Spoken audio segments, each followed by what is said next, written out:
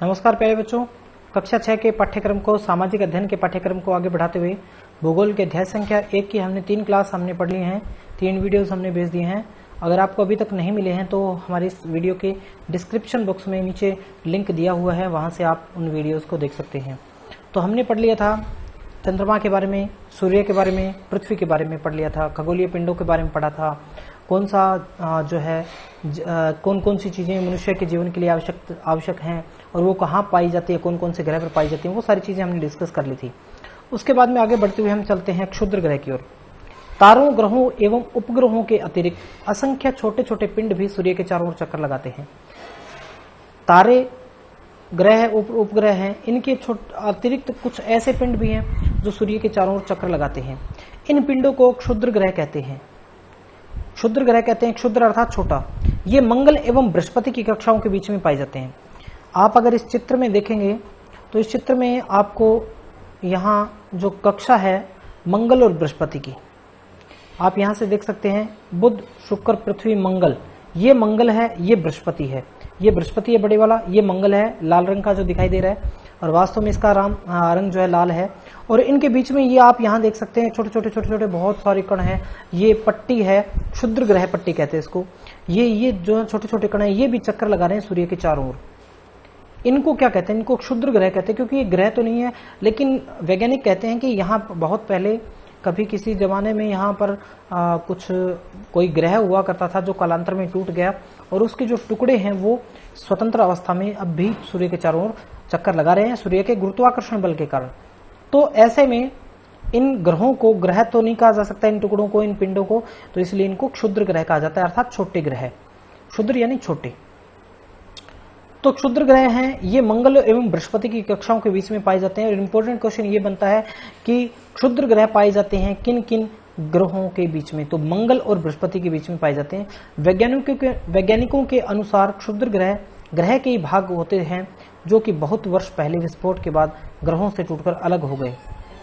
उल्कापिंड, उल्कापिंड सूर्य के चारों ओर चक्कर लगाने वाले पत्थर के छोटे छोटे टुकड़ों को उल्कापिंड कहते हैं। ये भी जो है वो क्षुद्र ग्रहों की तरह है, और ये छोटे छोटे पिंड है पत्थर के हैं, और वो जो है सूर्य के चारों ओर चक्कर लगाते हैं। कभी कभी ये उल्कापिंड पृथ्वी के इतने नजदीक आ जाते हैं कि इनकी प्रवृत्ति पृथ्वी पर गिरने की होती है, यानी पृथ्वी पर गिरने लगते हैं, और इस प्रक्रिया के दौरान वायु के साथ घर्षण होने के कारण ये गर्म होकर जल जाते हैं। ऐसा होता है कि ये जब पृथ्वी की ओर आ रहे होते हैं तो पृथ्वी के चारों ओर एक आवरण बना हुआ है वायुमंडल का, और जब ये वायुमंडल में प्रवेश करते हैं तो वायुमंडल के वायु के साथ घर्षण होने के कारण ये जल जाते हैं, गर्म हो जाते हैं, और फलस्वरूप चमकदार प्रकाश उत्पन्न होता है। और ये एक बार ऐसे रात के समय में अगर हम देखेंगे तो बहुत ज्यादा ऐसा हमें देखने को मिलता है कि ऐसे एक लाइट सी होती है, थोड़ी सी दूर चलती हुई दिखाई देती है, उसके बाद में दिखाई नहीं देती। तो वो प्रकाश जो वो उल्कापिंडों का होता है। कभी कभी कोई उल्कापिंड पूरी तरह जले बिना पृथ्वी पर गिरता है, जैसे धरातल पर गड्ढे बन जाते हैं। तो प्यारे बच्चों, एक महाराष्ट्र के अंदर एक झील बनी हुई है, और उसका लोनार झील है उसका नाम, और उस झील का ये कहते हैं कि कभी कोई उल्कापिंड वहां गिरा था, और उल्कापिंड गिरने से वो इतना बड़ा गहरा गड्ढा जो हो गया था वहां से, और उसमें जो है झील का रूप ले लिया था, ऐसा कहा जाता है। तो कई बार जो है बिना जले हुए ये पिंड जो बड़ी अवस्था में होते हैं, बड़े पिंड होते हैं, वो पृथ्वी पर गिर जाते हैं और धरातल पर जिससे गड्ढे बन जाते हैं। क्या आपने तारों वाले खुले आसमान में एक ओर से दूसरी ओर तक फैली एक चौड़ी पट्टी, सफेद पट्टी की तरह एक चमकदार रास्ते को देखा है? अपने पेरेंट्स से, अपने माता पिता से पूछेगा कि एक रास्ता सा दिखाई देता, अगर आप आसमान में देखेंगे तो सफेद सफेद छोटे छोटे तारों का एक रास्ता दिखाई देता है, जो यहाँ आप देख सकते हैं इस चित्र में इस तरह का। यह लाखों तारों का समूह है। यह पट्टी आकाश गंगा अर्थात मिल्की वे है, आकाश गंगा है ये, और हमारा सौरमंडल इस आकाश गंगा का एक भाग है। हमारा जो सौरमंडल है वो इसी आकाश गंगा का एक भाग है।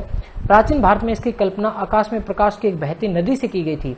यानी प्राचीन समय में जब लोगों ने ये कहा था कि ये तो एक नदी की तरह है, इसलिए ये बहती हुई नदी है, ऐसा लोग कहा करते थे। इसी प्रकार इसका नाम आकाश गंगा पड़ गया। इस कारण से लोगों के कहने से इसका नाम जो आकाश गंगा पड़ गया। और आकाश गंगा करोड़ों तारों, बादलों तथा गैसों की एक प्रणाली है। इस प्रकार की लाखों आकाश गंगाएं मिलकर ब्रह्मांड का निर्माण करती है। पूरे ब्रह्मांड जो है इसमें बहुत सारे सौरमंडल हैं और बहुत सारी आकाश गंगाएं हैं। ब्रह्मांड की विशालता की कल्पना करना अत्यंत कठिन है कि ब्रह्मांड कितना बड़ा होगा, इसकी कल्पना करना अत्यधिक कठिन है। वैज्ञानिक भी अभी इसके बारे में अधिक से अधिक जानकारी एकत्रित करने में जुटे हुए हैं। इसके आकार के संबंध में हमें कोई जानकारी नहीं है, लेकिन फिर भी हम जानते हैं कि हम सभी इसी ब्रह्मांड का एक हिस्सा हैं। क्या आप ब्रह्मांड के साथ अपना संबंध बता सकते हैं?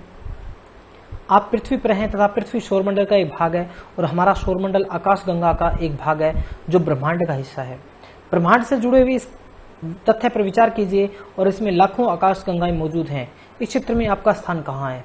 आप भी इस तरीके से आप देख सकते हैं कि आपकी स्थिति क्या है और इस पूरे पृथ्वी पर, क्योंकि पूरा जो एक ब्रह्मांड है और ब्रह्मांड के अंदर बहुत सारी लाखों करोड़ों जो है आकाशगंगाएं हैं और आकाशगंगा जो है उसी का एक हिस्सा हमारा सौरमंडल है और सौरमंडल में एक ग्रह पृथ्वी और पृथ्वी पर हम रहते हैं। तो हमारा जो है वो इसके अंदर कहाँ कौन सा हो सकता है, आप भी यह कल्पना कर सकते हैं। तो प्यारे बच्चों, ये पहला लेसन जो हमारा वो समाप्त होता है और इसके बाद में जो है इसके अभ्यास के प्रश्न उत्तर है। आपके अभ्यास के प्रश्न उत्तर मैंने वैसे करवा दिए हैं और आप यहाँ से भी देख सकते हैं ग्रह और तारे में अंतर क्या है। ये बिल्कुल पहले ही पेज पर आपको आप अच्छे से समझ सकते हैं। अगर फिर भी समझना है तो हमारी वीडियोस फिर से देख सकते हैं। ये बड़े आसान क्वेश्चन जो है मैंने पहले इसमें करवा दिए हैं। इसके बाद में सौरमंडल पर एक चार्ट तैयार करना है बच्चों, आपके लिए होमवर्क की तरह। छुट्टियों में एक तारामंडल में जाकर देखें, ये तो कभी लॉकडाउन खुलेगा तब देखना आप। और पृथ्वी एवं सौरमंडल पर एक क्विज प्रतियोगिता का आयोजन भी हम करेंगे जब विद्यालय खुलेगा तब। फिलहाल आपके लिए काम ये है सौरमंडल का एक चार्ट भी तैयार करना और अभ्यास के प्रश्न उत्तर करने हैं। तो अगर आपने ये वीडियो देख लिया, अच्छा लगा तो इस लाइक के बटन को जरूर दबाइए, अंगूठे का बटन जो है वीडियो के नीचे, और इसी तरह हमारे साथ जुड़े रहिए। चैनल को अभी तक सब्सक्राइब नहीं किया तो प्लीज़ चैनल को सब्सक्राइब कीजिए। अपने दोस्तों के साथ भी इस वीडियो को शेयर कीजिए।